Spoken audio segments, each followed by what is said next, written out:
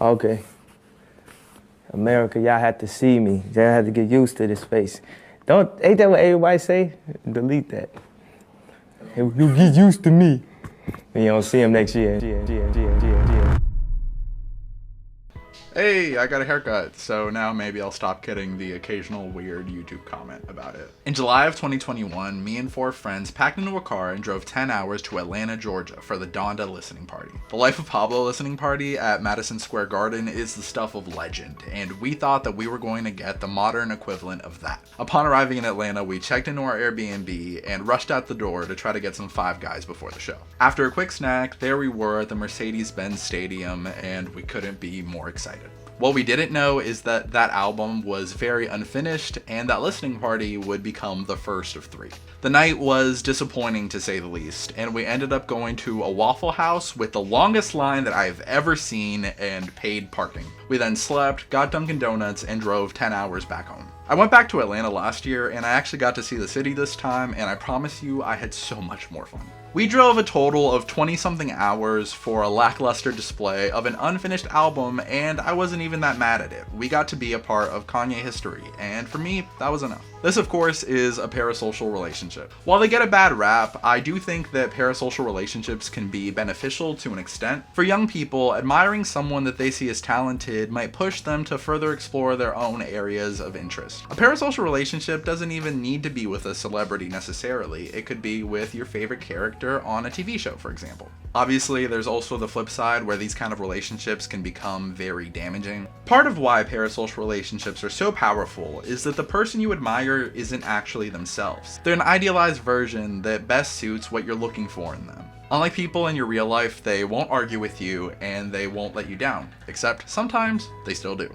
I think that today I am better at not romanticizing my favorite artists, but it is pretty hard to let go of the people that you admired at such a young age. I've always wanted to be good at something, like really, really good, and as a teenager, that led me to latch on to people that I saw as geniuses. Successful men that had it all figured out and who I could model myself after. I don't know if you can tell by my channel, but I have a lot of different interests that I see as equally important, so whoever I admired had to be good at doing multiple things. It's pretentious and frankly very cringy to look back on, but I did see Kanye as a genius.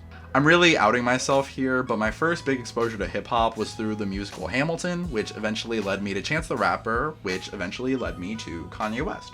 That's gotta be the weirdest pipeline for getting into hip-hop. Anyway, in late 2017, early 2018, I was feeling pretty lost in a way that I find difficult to describe. What I don't find difficult to describe, however, is the effect that Kanye's music had on me, specifically Graduation. Good morning.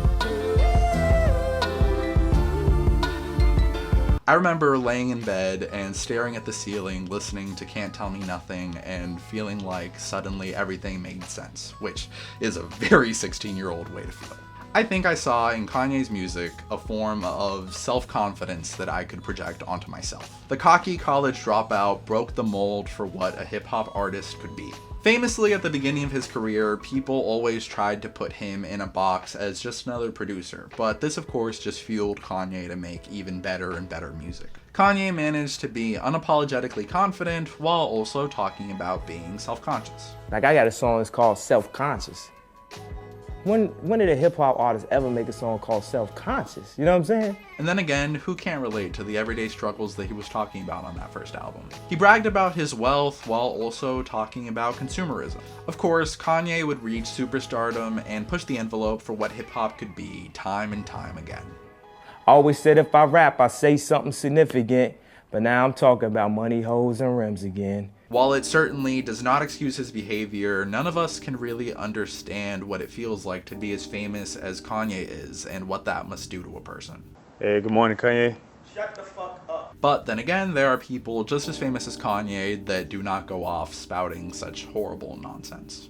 Kanye's confidence is one of the biggest reasons he is one of the most successful people on the planet, but it also has to be acknowledged that his confidence is also a big source of his ignorance. There's a very ironic Kanye quote where he says, If you're a Kanye West fan, you're not a fan of me, you're a fan of yourself. which is something that right now sounds more like a defense than anything else. Kanye's music really gave me a new context to understand myself and something to aspire to. I am, of course, a young man who wants to achieve some pretty big things, even if I don't have that same self-confidence or ego that Kanye has, but then again, who does? Of course, later in 2018, all the Kanye MAGA stuff came out, along with the slavery is a choice comment. Back then, I tried to defend it by saying it was taken out of context, along with mentioning that he was diagnosed with bipolar disorder around that time. But looking back, they were just stupid and ignorant statements, and I didn't want the guy who I looked up to so much to be stupid and ignorant. I won't bore you with the details, but I had a lot of technical difficulties, and it's been like 30 minutes, so the shot might look a little bit different. Sorry. Mental health and bipolar disorder can be very complicated, but there's plenty of people with bipolar disorder that didn't come out and say the ridiculous things that Kanye did. Over the next couple of years, I would become more and more of a Kanye West fan. From 2018, when I first started listening to Kanye, to 2022, when the anti-semitism happened, Kanye was consistently my #1 artist on Spotify every single year. I promise you definitely did not see that on my Instagram story last year. Over the years, I became more and more interested in Kanye's music, and as a consequence, I also became more and more interested in Kanye as a person.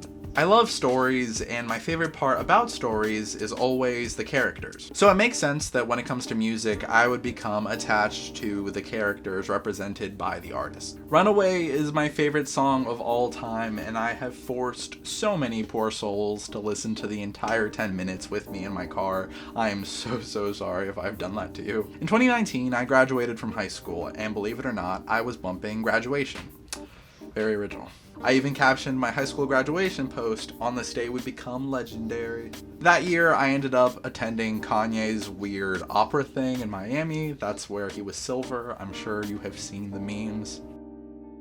Then in early 2020, I attended Sunday service in Miami, which is the closest I have been to a Kanye concert. This is also hands down the best Kanye live event that I've been to. It's the only one where he was really rapping. I guess the money should have changed him. I finally came back to where I came from. It was later in 2020 where Kanye would kick off his presidential campaign with the birthday party, and this is really the event that made me first become disillusioned with Kanye. Everything had just added up and boiled over to a point where it was just too ridiculous. Obviously, I'm someone who cares a lot about politics, and Kanye was just being weird. I was also older and frankly smarter at this point. Me seeing him as a genius and my personal admiration for him overall just went down the toilet. He is of course a genius in a musical sense, but I came to the painful realization that just because someone is really good and really intelligent in one specific field, that does not mean that they are going to be really good, talented, or specially knowledgeable about anything else. It just means they are good at what they are good at. Alas, in 2021, he did it again. The bastard lured us back in with a whole new album cycle. And it was attached to a pretty great album. Suddenly, there I was listening to more Kanye than ever. The redemption arc was upon us. 2020 had been a bad year for him, but now we were back. There was new music, it was great, and everything was looking pretty good. At this point, I felt like I'd struck a balance. Kanye was really weird, but he was Kanye. I could admire his artistry and what he had meant to me personally for so long without necessarily admiring him as a person. But then came the Hitler era. I believe I'm talking about a Kanye West Hitler era. I guess the Donda 2 era came first. That, along with the Pete Davidson stuff, was pretty weird, but I'm gonna go out on a limb here and say that the Hitler era is definitely worse. I remember being in that bed, about to fall asleep, when I saw the DEF CON tweet, and I was like, oh god, this is bad. And it got so much worse. Day after day, interview after interview, Kanye was given countless opportunities to apologize or walk back his statements, but no, this is the hill that he chose to die on. Homie was really out here making Alex Jones look like a moderate. That's right, you're not Hitler, you're not a Nazi, you don't deserve to be called that and demonized. Well, I see good things about Hitler also. I saw the man that I had looked up to and admired for so long saying disgusting, hateful, bigoted things with the biggest megaphone in the world. It was Jover.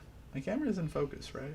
This was my breaking point. Like a lot of other people, there is no way that I wanted to be known as a Kanye fan after all of this. I think the right thing is to not say that there's Jewish control of the media. And That's incorrect, though. That's a fucking lie. There is. And they did come and bully me. It proved the point. No, the reason you don't say it Why? is because the world is much bigger than forgive me, the narrow little world you exist in. Your impact stretches way past those little boardroom meetings over contracts. It's not cancel culture, it's not this or that, it's just a guy being a horrible anti-Semite and people reacting as such. If you never stopped listening to Kanye, that's okay. No judgment here. Some people might say that you're supporting him financially by streaming his music, but I'm of the opinion that that doesn't really make much of a difference at the end of the day. If you were able to separate the person from the art to that extent, then trust me, I am happy for you. Unless you're not doing that and you somehow agree with his statements, which in that case would be very, very bad. Personally for me, it was just a really difficult time. A lot of my favorite songs were Kanye West songs. These were pieces of art that meant a lot to me, but every time that I listened to them now, all that I could picture was the anti-Semitism and specifically that little clip of him being like, I see good things about Hitler also. Separating the person from the art is one thing, but when the art is so much about that one person, it becomes much harder. No music really makes me feel the same as Kanye's music does. One part of it is quality, but the other part of it is just a personal attachment. Now, almost a year later, I've gotten to the point where I can listen to Kanye every now and then, but I know in the back of my head that it's never really going to be the same. I actually just graduated from college, and on my way to graduation, I was bumping Graduation by Kanye West in this sort of weird full circle moment. It was my first time in a while hearing those songs, and it was weird to think how much has changed since I first heard them, both in myself and in the rest of the world. Fun fact, I tried to make this video almost a year ago when all of the Kanye stuff was happening, and I frankly just couldn't really get my thoughts together on it. Instead, we had to sit and process it for a year, baby. I know this video is a little different from what I usually make, and it is certainly a lot more personal, but if you enjoyed it, please like, subscribe, and leave a comment down below. My SD card just filled up, so thank you for watching, and enjoy the rest of your day.